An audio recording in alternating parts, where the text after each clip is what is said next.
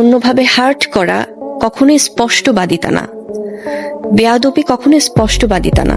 পরিমণিকে আবারও চরমভাবে অপমান করলেন বুবলি। এবার পরিমণিকে ক্যামেরার সামনে বেয়াদব বললেন শবনম ইয়াসমিন বুবলি। বললেন পরিমণি বড়দের সম্মান করতে জানে না। ভিউয়ার্স, পুরো ভিডিওটি শুরু থেকে শেষ পর্যন্ত দেখে অবশ্যই আপনার মতামতটি শেয়ার করুন।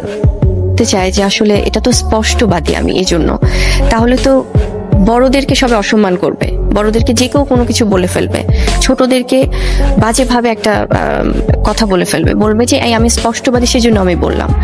সম্প্রতি একটি গণমাধ্যমে প্রকাশিত সাক্ষাৎকারে পরিমণি নিজেকে স্পষ্টবাদী হিসেবে দাবি করেছেন।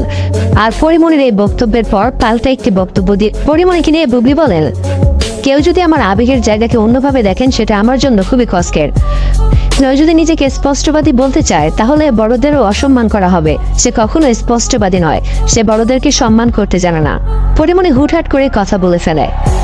বুবলি আরো বলেন, পরিমণি কাউকে সম্মান করতে জানে না, কাউকে কষ্ট দেওয়া, কাউকে হার্ট করে কখনো স্পষ্টবাদিতা হওয়া যায় না। বেয়াদবি কখনো স্পষ্টবাদিতা নয়। পরিমণি সবসময় বেয়াদবি করে, যেটা স্পষ্টবাদিতা নয়।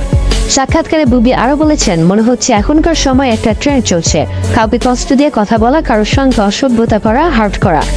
এসব করে যদি কেউ নিজেকে স্পষ্টবাদী হিসেবে প্রতিষ্ঠিত করতে চায় তাহলে বড়দের যে কেউই অসম্মান করবে। পরিমণির কাছ থেকে বড়দেরকে অসম্মান করে সবাই শিখবে, ছোটদেরও বাজেভাবে কথা বলবে, বলবে আমি স্পষ্টবাদী, তাই বলে ফেললাম। এটা খারাপ চর্চা। স্পষ্টতা সেটাই যেটি কাউকে হার্ট করে না, শুধু নিজের মতামত প্রকাশ করতে পারে।